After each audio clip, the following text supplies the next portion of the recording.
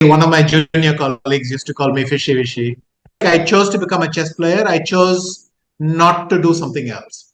For me, it's clear that they would not make these allegations without serious grounds, and therefore it needs to be addressed fully. I would be very happy if Amir Khan did it, and he would keep on doing this while the game was going on. And it used to irritate, or I decided that it irritated me. I mean, these things never irritate you. He came to me after we both came past the security and he said, "You were super in your last film." I always thought that chess is politics, but without any rules. Whereas in chess, we have very strict rules. Pieces can go like this, you can do. I once was visited by a blind chess player. And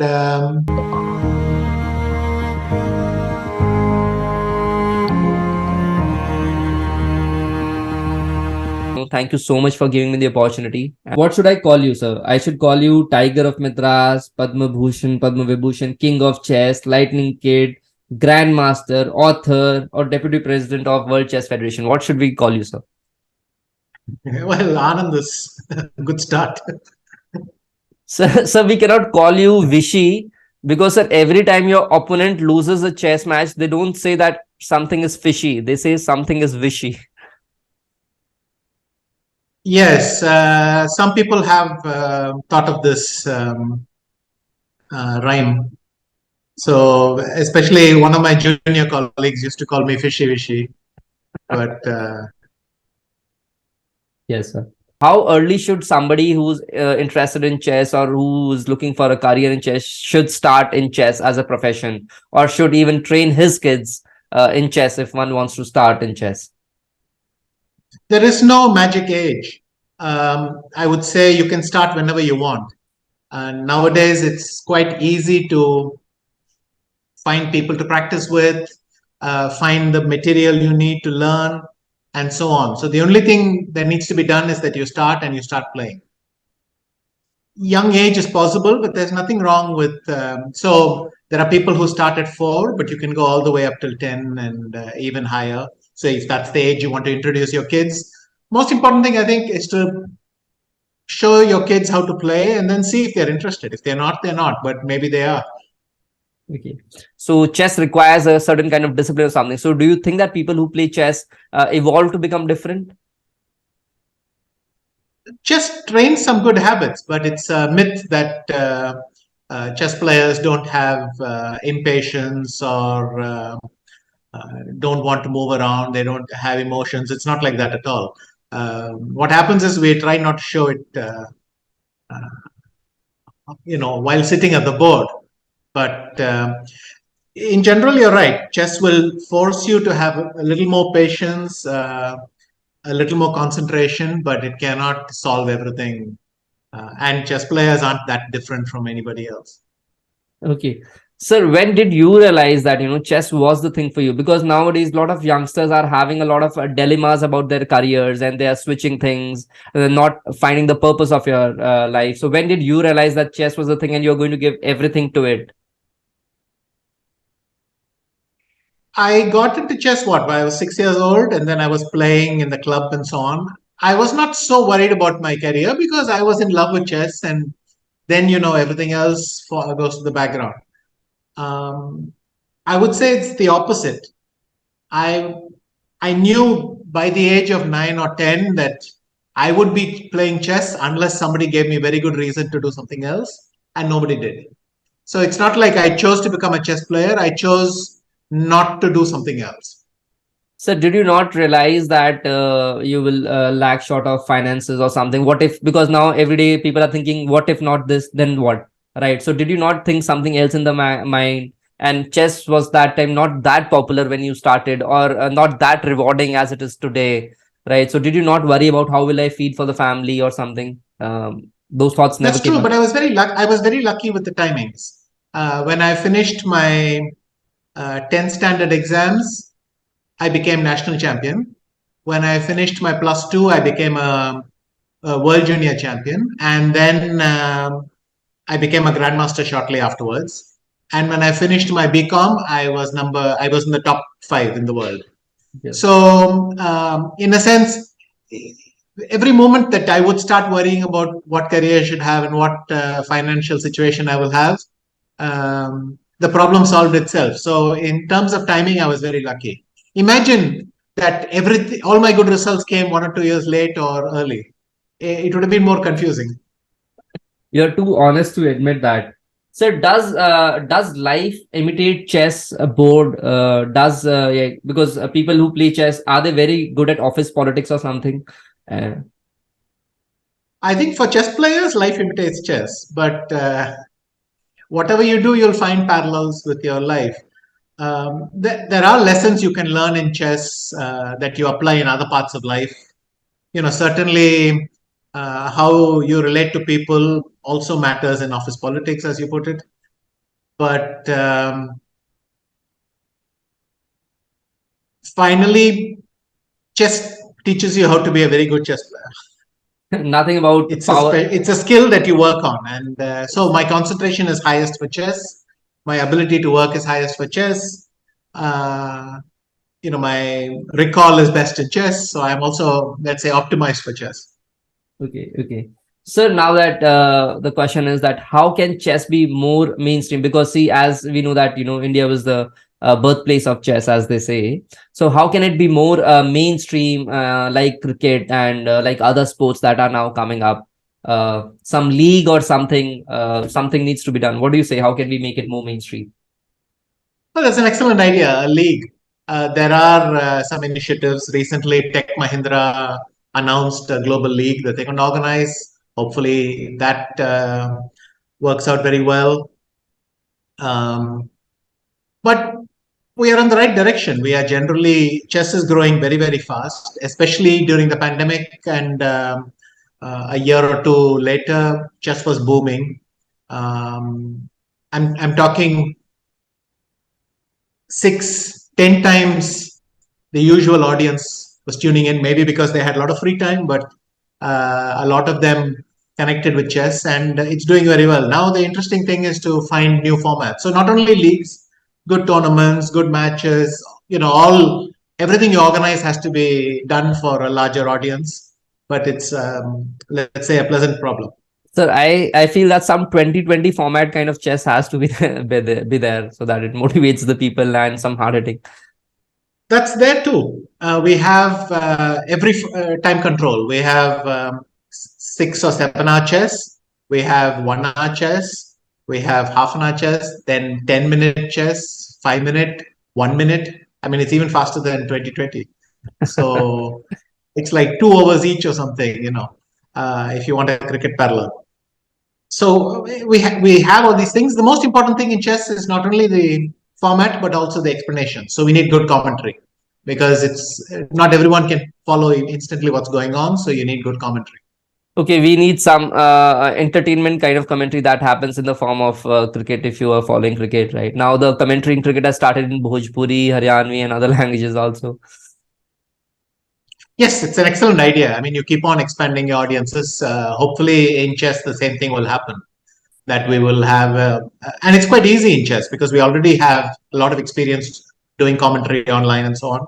So the only thing is, as you say, more and more languages.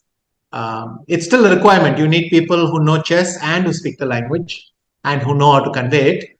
So it's a skill set, but I'm sure we'll get to that point, as you say. Sir, it was an eye opener to me as well because I myself don't play chess, but I realized that the audience of chess is so vast, so vast. I was just Googling while preparing for this interview and trying to find out what has to be told that is not yet in the public domain. And, I was amazed to find the views on, even if there is a slight V of the name Viswanathan Anand. So there will be like millions of views of people, watching this silent young gentleman, do wonders on the board game.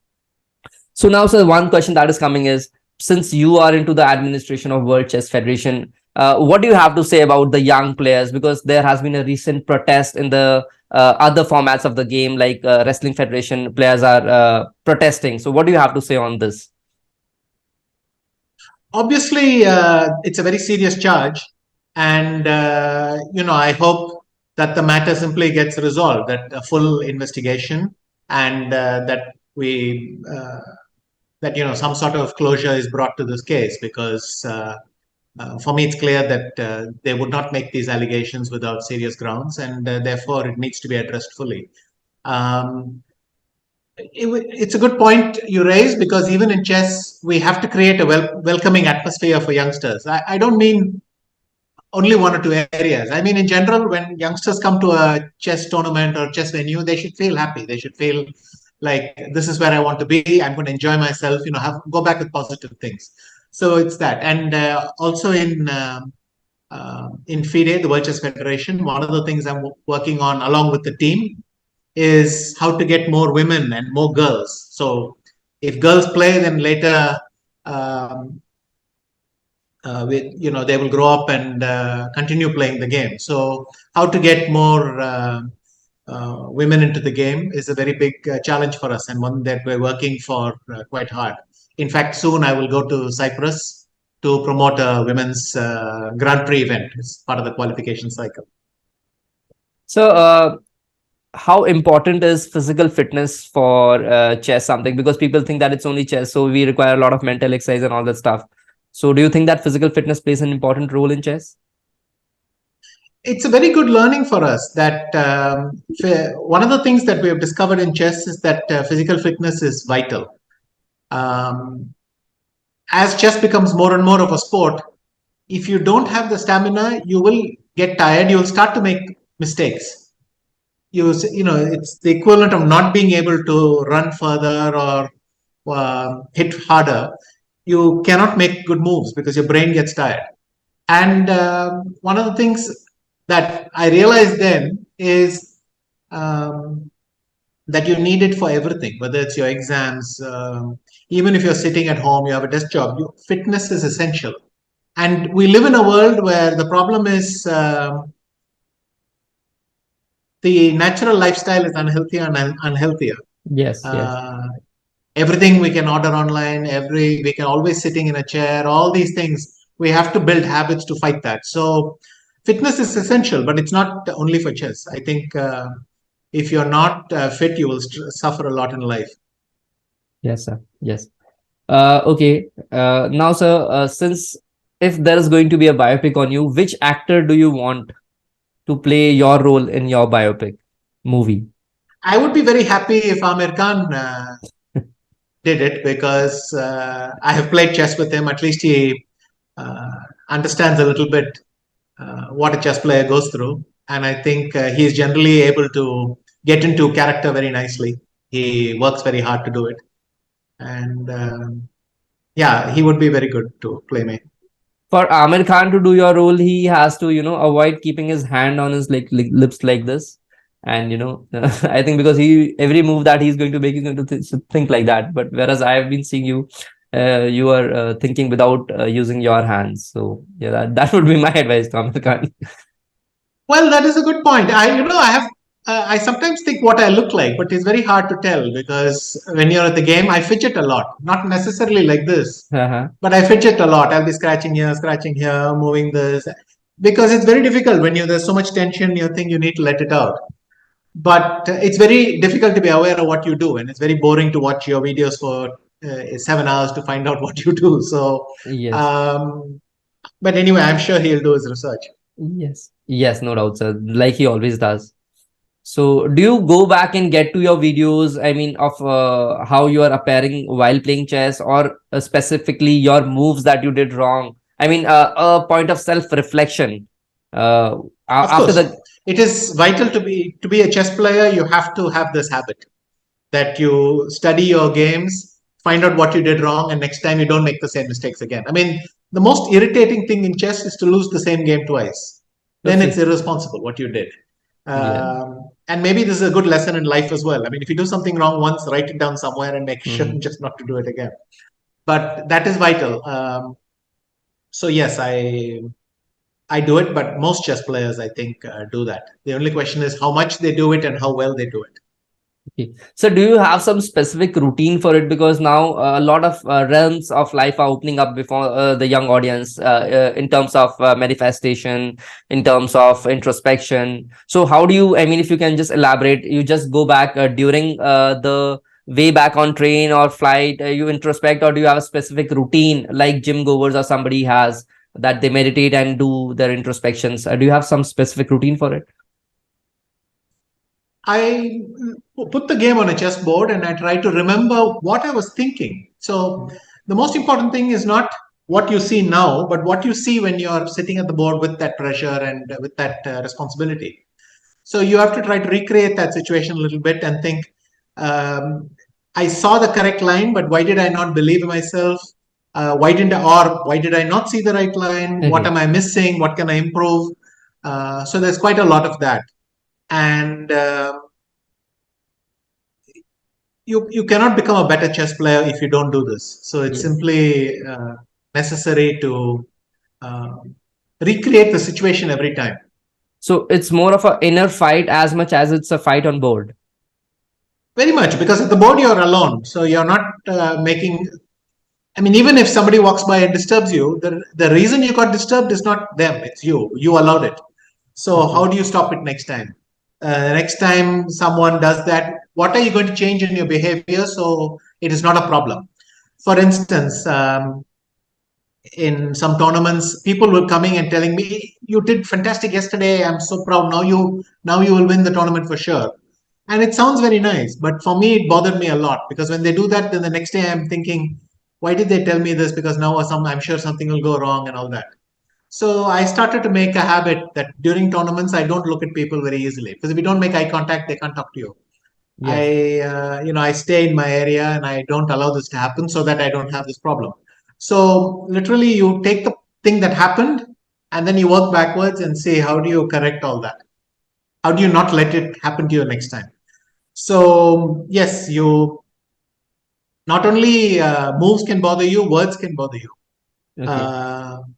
People's reactions can bother you, their expressions can bother you. So you have to think about what happened and say, next time how I'm not going to let it happen. For this, sir, I'll give you an advice, sir. Wear sunglasses while you play next time.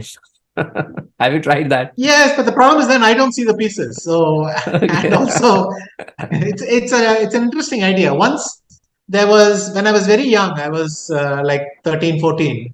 There was a chess player from Bombay called Vaidya. He used to have the habit, he had a keychain and he would keep on doing this when while the game was going on. And it used to irritate, or I decided that it irritated me. I mean, these things never irritate you, but once you think that it does, it does. Yes. And so what I did was I started to wear a cap like this. So there's some old photos of me when I was very young where I would have a cap just with the rim all the way down, because I thought if I put my cap like this and I sit like this, then he can keep spinning his keychain and I won't see it. But now I think that's a bit extreme. So sunglasses, it will make you look funny, but I think along those lines, yes. So my question is, since you have developed such a big legacy, right? And I mean, so many titles and everything, so much fame and everything. Do you think now that you go to public places or friends events or somewhere, right? Do you think that all this legacy, and everybody comes and everybody has to say something positive because, of all the accomplishments you have achieved. So do you also feel like too much positive, too much compliments is happening, bro? Why not criticism? I mean, what irritates you? Too much appreciation, or what does, I mean, how do you react? Because you getting all the compliments all the time. I try to enjoy it. In a sense, if people are, you should be your own critic. You don't need other people to do it. Yes. You should, because when other people say, even if they're right, I don't like what they say. Yes. And it's much harder to do what they say, because I feel, why should I admit they were right? It's better to be your own critic. And for the rest, if people are nice to me, you should just say, good, then I don't have to deal with their criticism. I will manage. But I know that to be a chess player, I have to follow certain routines, certain discipline, and that will never change. For the rest, if people say nice things about me, enjoy it, because one day they will not say nice things about you. And then, so you should never complain that things are going well. You should never complain that things are going well, because one day they won't, and then you'll go crazy. That's a life hard-hitting fact that you just told. So, right. So, a crazy fan moment that you have had. There are many. I meet people. Even recently, somebody came to me and said, "You look like someone familiar. Who are you?" And I didn't know what to say even, because so I said, it doesn't matter. He said, but no, tell me your name. I said, I'm not going to tell you my name. It doesn't matter because, well, it feels embarrassing to say it. And then what happens if I say it? But the funniest thing that happened to me was once I was traveling by train and I was talking to the Yes. person next to me. Maybe you've heard the story, but anyway, I'll tell it. Yes, yes, please tell, sir. So I was talking to the person next to me and he was discussing. So it was a very long time back when sports careers were not so common. No? So he Yes, said, yeah. what do you do? I said, I'm a chess player. I thought I'd just become a grandmaster, let me impress this guy. And then he said, but what do you do? So then I said, no, I'm a chess player. I'm planning to play chess for a living. And he said, young man, don't take it badly, but unless you're Viswanathan Anand, it's very difficult to make money playing chess, something like that. And of course, I didn't tell him. So I said, oh, okay, that's a good point. And we left it at that. Then many, many years later, I was in an airport security check. And so I was putting my hand luggage into the X-ray thing, right? And one guy on the other security belt, he looked at me, then looked away, then looked at me, then looked away. Then he was doing this over and over. So I understood, okay, somehow he's not able to exactly guess my name, but he's thinking. So he came to me and said, later on, I realized that he now suddenly understood who I was. So he came to me after we both came past the security and he said, you were super in your last film. So I didn't know what to say because I realized he recognized me and then I thought, okay, he knows who I am, but then I didn't expect this reaction. Okay. So I was a bit stunned and I smiled at him and we went our own way. Then I called my wife to tell her the story and she said, which film? I said, I didn't ask him. She said, why didn't you ask him? Why? I said, Yes, what's exactly. the use of knowing which film? She said, I want to know if he thought you were the hero or the villain. So that's a typical vibes question. That's a typical vibe. That's a typical vibes question, sir. does the audience see you as a hero or a villain? Absolutely. But of course, with that humility and face, you'll always be chosen as a hero if you are to be. I can never imagine you in an antagonist character if you're, and you'll be a very poor villain if you're going to be, sir. I actually agree. Sir, there were stories that, you even played chess on your honeymoon, right? So when is the day that you don't play chess? Is there any day that you don't play chess? Oh, yes, lots of times. In fact, it's a very healthy part of life that once you have done enough, you've played so many tournaments in a row or whatever, you need to take two weeks where you don't look at a chess piece. You must force yourself to do other things. And then after 2 weeks, you'll feel hungry again to do some chess. But if you don't give yourself that break, then you'll be sick of playing. You're not able to play. You'll be bored at every move you make because you've just seen too much of it. So it's quite important to have that break. Sir, is it true that the plates of your house are in the forms of chessboard? No, my plates are white if you want to make a connection. But no, they're not in the shape of a chessboard. I'm sure we have a plate somewhere with some patterns, but no, come on.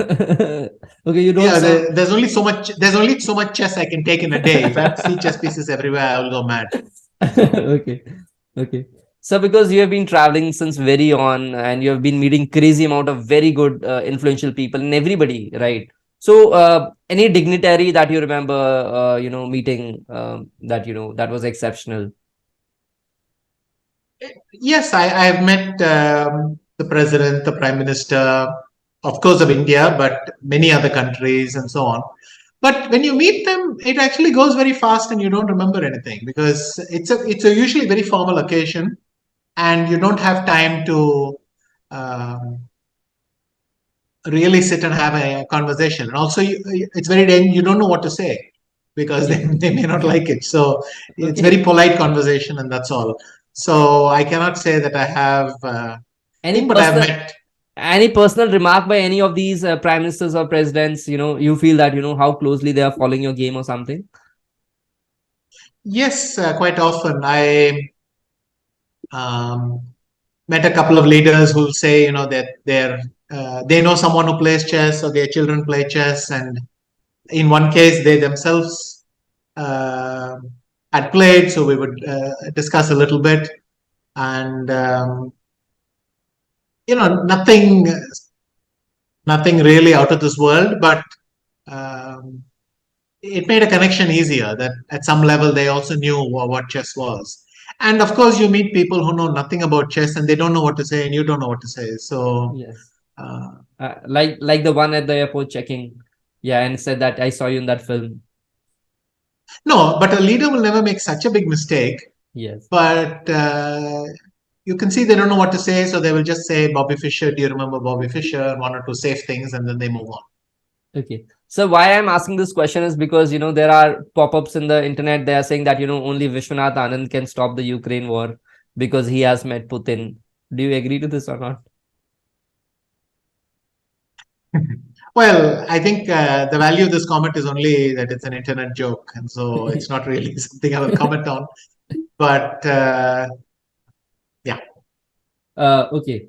Sir, now that, because you are very special in something, so because people are raising a online campaign to, like in the case of Lata Mangeshkar, they said that, preserve the throat of Lata Mangeshkar, so they are saying that preserve the brain of Viswanathan Anand, later on. So what is the diet that you have? Okay, this is a little bit morbid for me, but anyway, my um, diet is just to eat sensibly. I don't follow a very strict diet. Generally, you have to be slightly flexible when you're traveling and all. But as long as it's never too much, it's fine. When it's too much, then when I eat a heavy meal, I need to sleep immediately.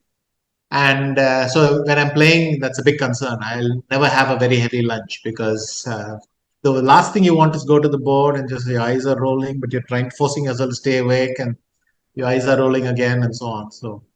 So please don't say that you don't have almonds. You are breaking the myths of entire North Indian families. So अभी बचपन से ही अपने बच्चों को sir बादाम या almonds they have started to make them eat, right? Just because they have sharp brains. So I have good news for you. I'm having almonds every day. But you started after playing chess, right? And also, like all Indian boys, I used to eat bengan because it's supposed to be for buddhi, no? So so do you really so these kinds of things and thing. But sorry. Do you really feel that these kind of food that are in the market that really help in the brain health, right? You started eating almonds after you became a world champion, right? But abhi se hi start kar diya Indian families ne to sir, already since childhood. In general, it seems nowadays that eating nuts is very healthy for you. So whenever you start, it's good. And by the way, you don't have to be a sports person to eat almonds or eat any healthy nuts. Nuts are very good for you. Have it, please. Yeah, yes, sir. Okay, so things that you always carry with you. I carry a bag to carry the things that I need, and I'm, you probably don't expect this from a chess player, but if I don't have a place with my things, I will leave it somewhere and lose it. So very important thing is to carry a bag and make sure that everything is going in its place, because I have a habit of forgetting things. I used to forget a ring. I lost a couple of rings like that. Yes. And things like that. What do I carry with me everywhere? I'll carry something to read, some comfortable clothes to hang out in. It's nothing spectacular, but just things you've learned that you need. There's a advice first of all, that because since you travel, you can anyhow open a travel blog or travel channel, because people are looking for travel advices from you as well, because you have become so widely well traveled, and not everybody plays chess, but most of the people, that's a second genre for you. You can start posting about traveling. People are asking me, ask where to travel. That is true. I can do it, but I have to travel to many countries for the second time, because during a tournament you don't get any time to see the country. So you go to the airport, you go to your hotel, you check in, you play the tournament. You have no time to really sightsee and everything, and then you come back. And then sometimes it doesn't even matter which country you went to. So it's important for me maybe to read my old travel blog and then see, okay, this country, I should go back and check it out, that sort of thing. In general, I like wildlife. So many of my best holidays have been in Africa, in India, to see wildlife. So I've been to Bandhavgarh, to Ranthambore, to Mysore, places like that. Yes, yes. And wildlife holidays. And then I also like seeing cities. So we'll travel to one or two cities, then see a lot of it. If I can combine it with my thing. I have covered Europe completely, because more or less completely. There are just very few countries left. Africa, I've done 6. And the Americas, I visited all the big countries, and none of the small ones. So I have lots of work to do there. So I have some catching up to do. So do you Google about yourself as well? Do you? I mean, what does the world think about Viswanathan Anand? Because there's this one question is, does world's secret agencies ask advice from Viswanathan Anand? No, they don't. And I don't Google about myself much, because the worst surprise is finding something and then finding some guys attacking you for nothing. So it's best not to invite trouble. And but I don't Google thing. But of course, if I need to look up something, then I will, and so on. But typically, my work doesn't require me to look for myself in a search engine. I have more specialized places to do it. What I usually search for is what to do in the cities that I'm traveling to, where my friends live, can I connect with them, those kinds of things. Yes, yes. You won 5 world championships, right? Which one was your best and most, I mean, you say most haunting one that you would remember for life? I'll remember all of them for life. I mean, it's like asking me which of my fingers I like. So I will remember all of them for life. But maybe the scariest one was 2012, which, when I survived and won, that felt really good, because I was so close to losing it. Yes, sir. Yes. Sir. Why was Padam Shri not, why was Bharat Ratan not given to Viswanathan Anand? A lot of people are raising that, along with Sachin, Viswanathan Anand also deserves a Bharat Ratan.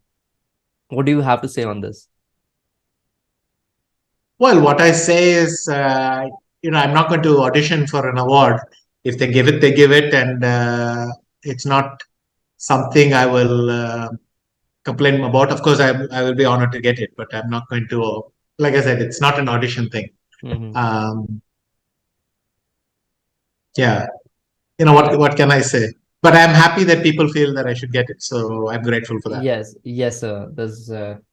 So, while we were checking this question, and on Twitter, there was somebody who was asking what is the daily routine of Viswanathan Anand, and somebody by the name of Viswanathan Anand is replying that, I get up in the morning, go cycling, then I go to college, and then everything. And they are like, people are tweeting, and then they suddenly realize that it's not the original Viswanathan Anand because he's going to college.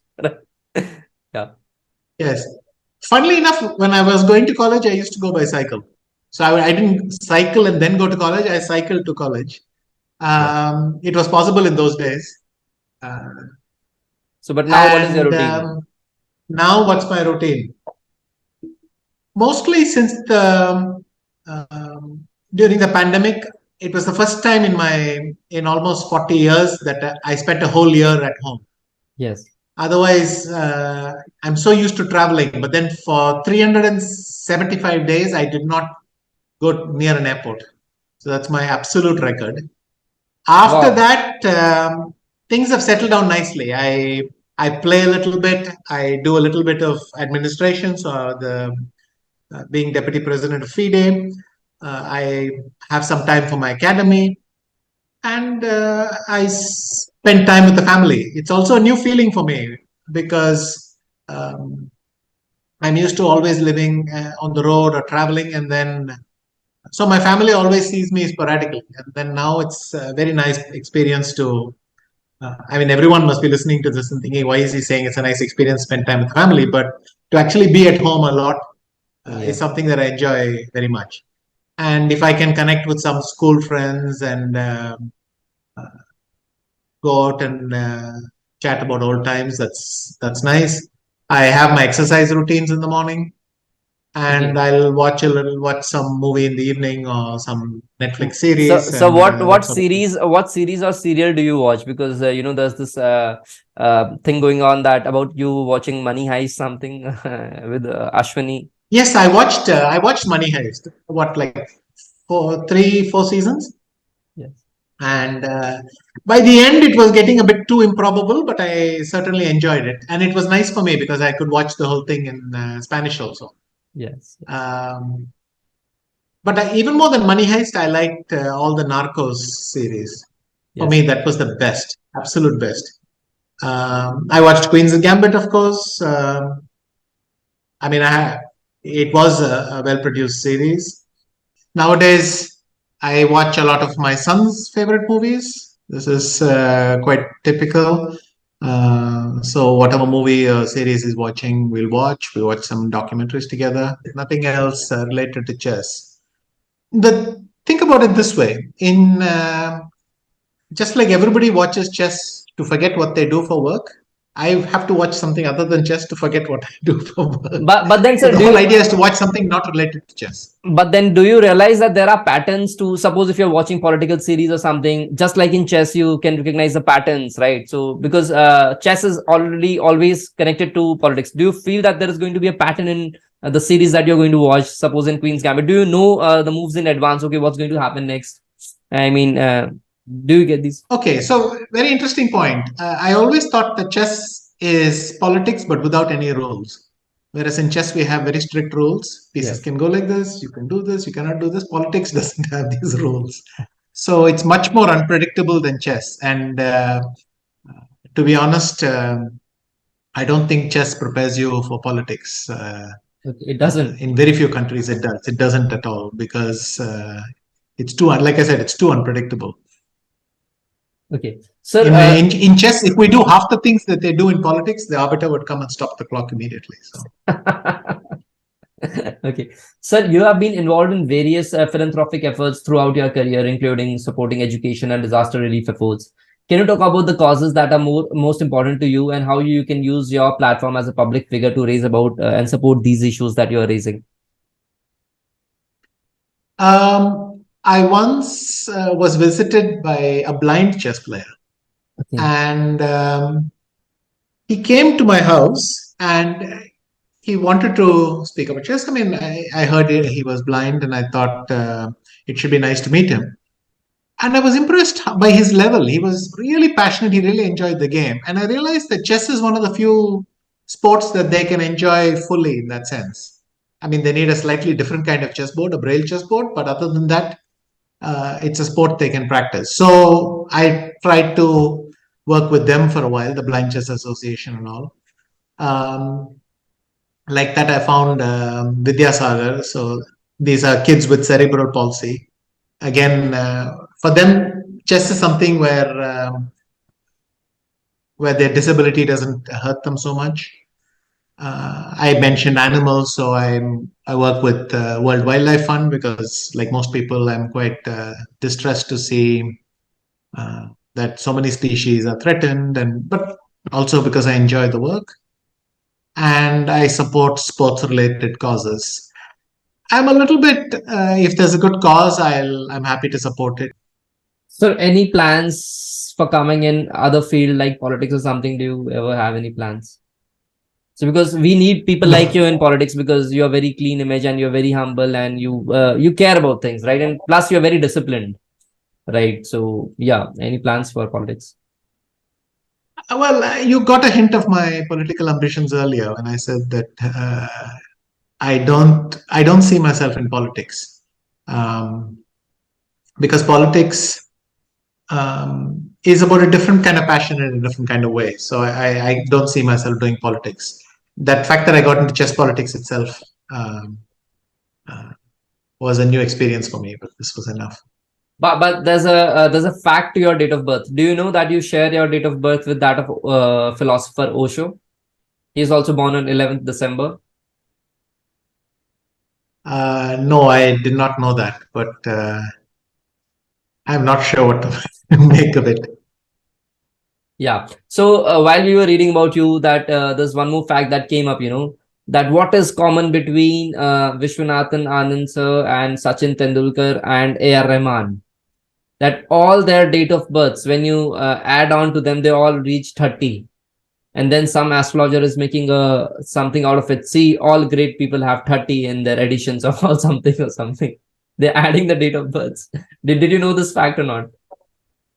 I mean, I find these mathematical things very, very interesting. They somehow they'll come up and they'll say all these things link up like this and that. I don't think it means anything, but it's beautiful to read. Thank you for giving me the opportunity, sir. And it has been really very much interesting. And you're very kind, sir. And thank you so much once again for giving your time. Thank you, Mayank. Thank you.